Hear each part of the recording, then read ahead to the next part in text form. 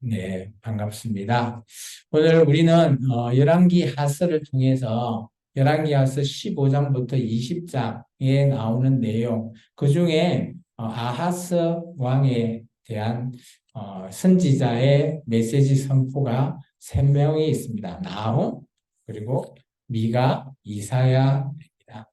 오늘 우리가 성경을 지난주까지 호세아서를 봤고요. 오늘 열왕기하서 15장부터 20장 사이에는 북이스라엘이 멸망하는 사건이 있습니다. 그 중에 오늘은 나훔, 북이스라엘을 멸망시켰던 아수르의 수도인 나훔에 대해서 우리가 살펴봅니다. 오전 시간에도 얘기했지만 이 니느웨에는 2명의 선지자가 가서 말씀을 전했죠.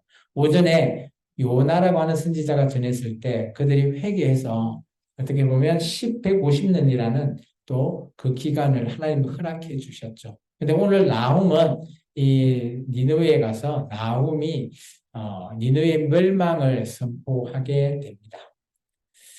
나훔서는 오늘 남왕국 시대에 우시야 왕부터 히스기야 왕 사이에서 아마 나훔이 아하스 왕과 히스기야 왕 때 오늘 사역했던 선지자입니다.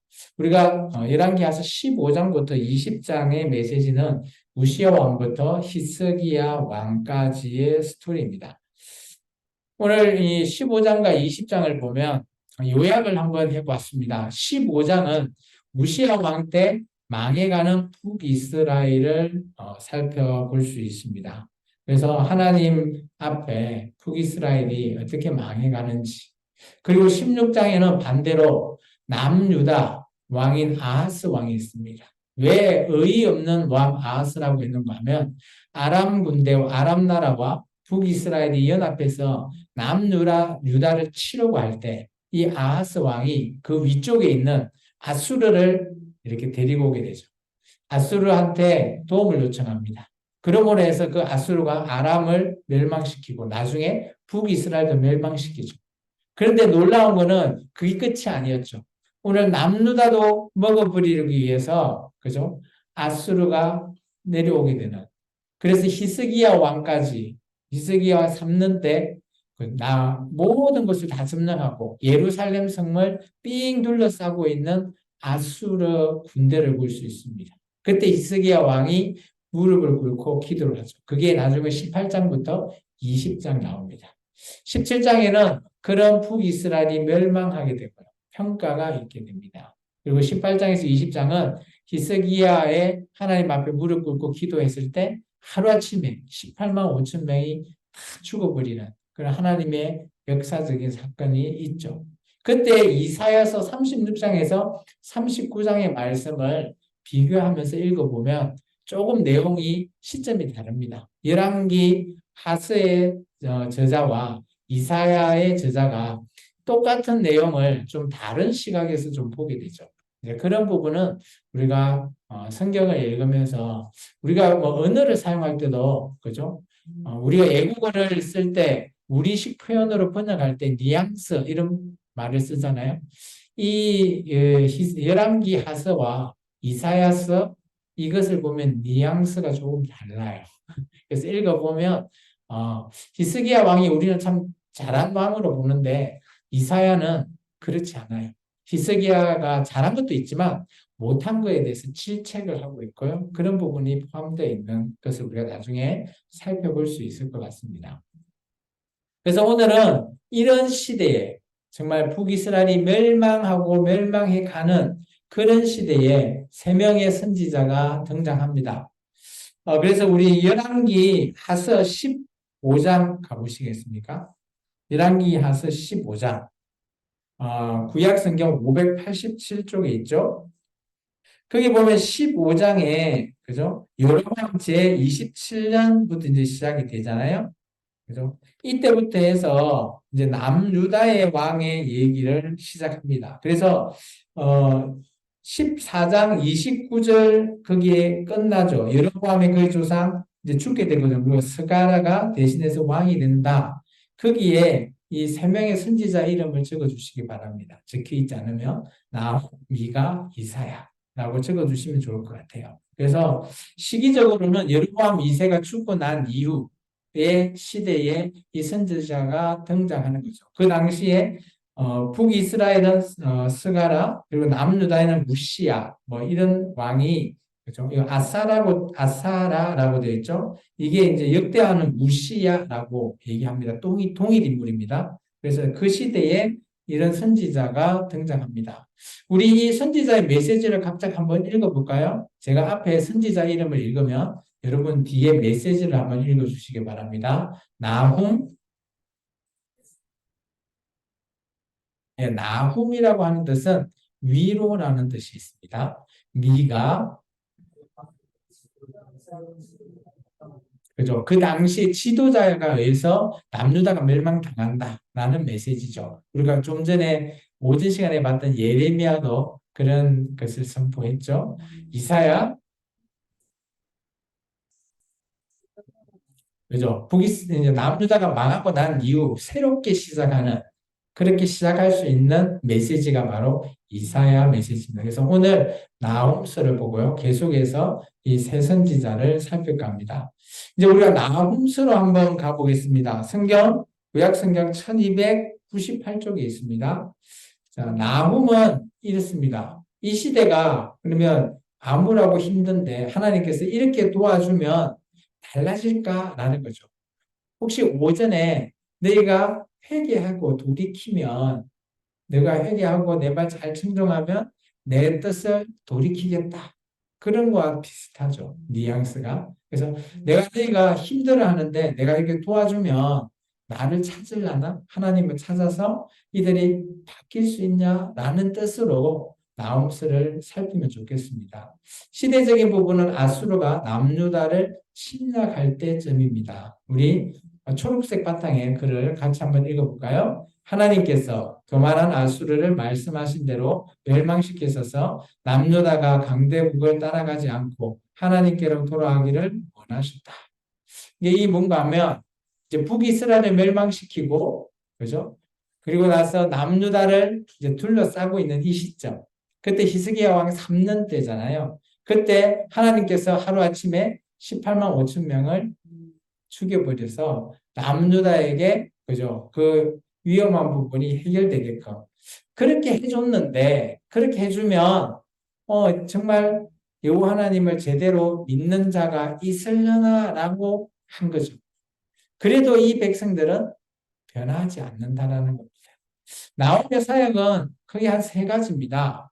첫 번째는 이 사역 시기가 아하스 왕 때부터 시작해서 히스기야 왕 때를 겹쳐서 우리가 사역을 하고 있는 것을 보게 되고요. 두 번째는 이제 니느웨에 있는 메시지죠. 아수르의 수도인 니느웨가 어떻게 될 것이다? 묻혀버린다는 거죠. 그래서 보복하시는 하나님이라고 되어 있습니다. 우리 나홈서 왔습니까? 왔으면 먼저 8절을 같이 한번 읽어보겠습니다. 그가 범람하는 물로 그곳을 진멸하시고 자기 대적을 흑암으로 쫓아내시리라. 여기 범람하는 물 있잖아요. 그래서 이게 물에 의해서 그 니느웨를 진멸한대요. 이게 물에 의해서 이 도시가 잠겨버리는 거죠. 그래서 14절에 이런 표현이 있습니다. 좀 내려와서 14절 같이 읽겠습니다.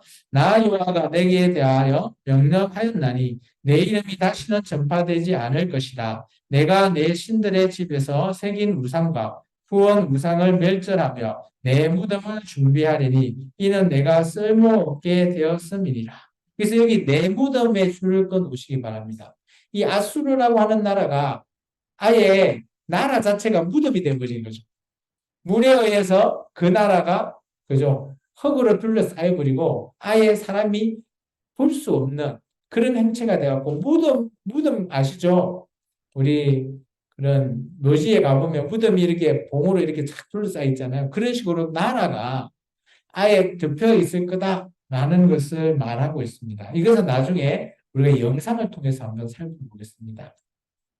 그러면 이 니느웨가 왜 이렇게 하나님이 싫어하고 하나님께서 보복을 해야 되나? 우리 3장으로 좀 넘겨볼까요? 3장 4절의 말씀입니다. 3장 4절 같이 읽어보겠습니다. 이는 마술에 능숙한 미모의 엄녀가 많은 음행을 함이라. 그가 그의 음행으로 여러 나라를 미혹하고 그의 마술로 여러 족속을 미혹하였느니라. 여기서 이제 단어의 표현은 비유적인 표현을 썼죠. 음행이라고 하는 것은 주위의 나라를 다 점령하고 그 아수르의 무상을 전파하는 것으로 보시면 돼요. 그래서 이 니느웨가 아수르가 멸망당한 이유는 주변 나라를 다 음행하게 만든 그런 나라라는 거죠. 그래서 이 놀라운 거는 니느웨라고 하는 도시는 요나가 회개를 선포한 이후 150년 동안 이 나라가 존재하게 되죠.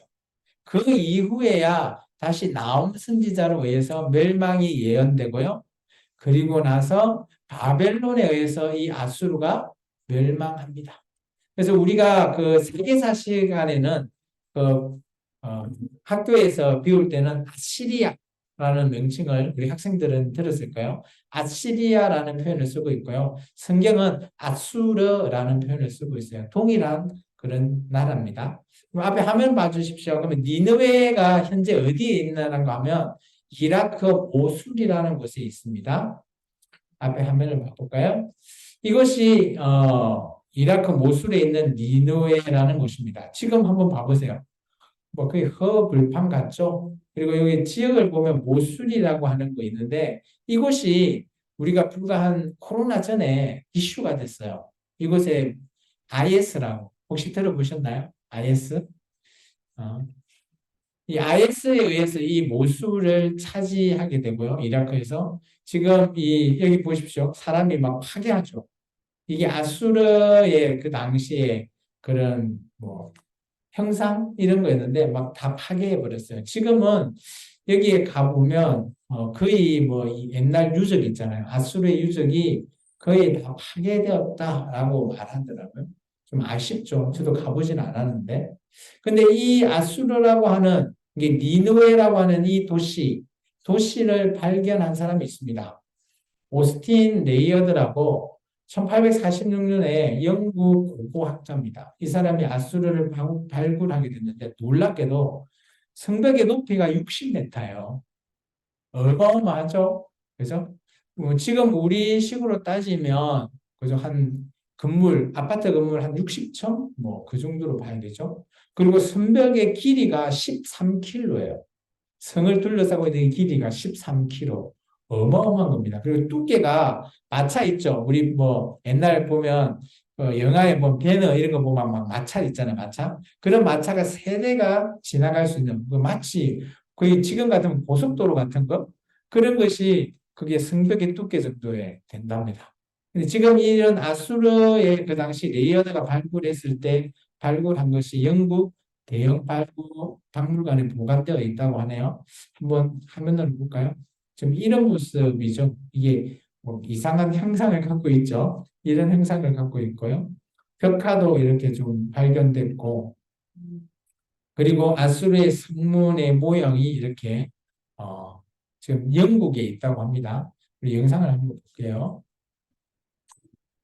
아시리아 문명은 천년이 넘는 세월 동안 세세히 알려진 게 거의 없어서 큰 도시였던 수도 니느베조차도 현대 세계에는 알려지지 않았습니다. 그러다 1852년에 영국의 고고학자 오스틴 레이야드가 폐하가 된 이 예토 탐사에 나섰습니다. 레이야드가 북부 이라크의 이 피해에서 찾아낸 건 놀랍게도 여기 한번 봐보세요. 지금 사진을 찍고 있는 위치를 봐보세요. 저 성벽 있잖아요. 성벽을 어떻게 찍고 있죠? 위에서 아래로 찍고 있잖아요. 이게 이 성이 기존에 그죠? 흙으로 다 덮여 있는 거예요. 마치 무덤처럼. 그래서 이 흙을 걷어내니까 이 성벽이나 이런 게 이게 어떻게 보면 성의 가장 높은 곳이잖아요. 성벽에. 그죠? 망대 이런 곳이니까 이곳이 망대니까 망대면 우리가 성을 쏘면 위쪽에 있잖아요. 근데 지금 사진을 찍고 있는 곳이 그 위에서 찍다 보니까 이 성이 위에 있다는 거죠. 흙으로. 니느베 왕으로서 온전히 남은 아시리아 문명의 보고였습니다. 왕구같이 땅속으로 불을 타들어가던 레이야드는 궁전 정문에 세워진 날개달린 황소선들과 포화로운 예술품들을 천여년 세월의 장막 뒤에서 주제해냅니다. 이 대단한 발견에 온 세계가 놀라움과 흥분에 휩싸였습니다. 구약에 나오는 또 하나의 도시 니느베를 찾았으니 성서의 역사적 정확성이 또다시 입증됐기 때문이죠. 네. 같이 한번 읽고 끝내겠습니다. 하나님은 하나님을 경외하는 백성의 고통을 아시고 고통받는 백성을 위로하신다. 그러니까 남유다가 정말 고통 속에 있을 때 하나님께서 위로한다라는 메시지로 나훔이라고 하는 선지자를 사용하셨죠. 여기서 고통은 아마 아수르의 침공을 얘기하는 거고요. 지금 우리에게도 마찬가지입니다. 하나님께서 우리가 고통당하고 있으면 그것을 우리를 위로하시는 하나님, 그분이 바로 우리 하나님이시다라는 것을 꼭 기억하시기 바랍니다. 네, 기도하겠습니다. 사랑해 주님 감사합니다.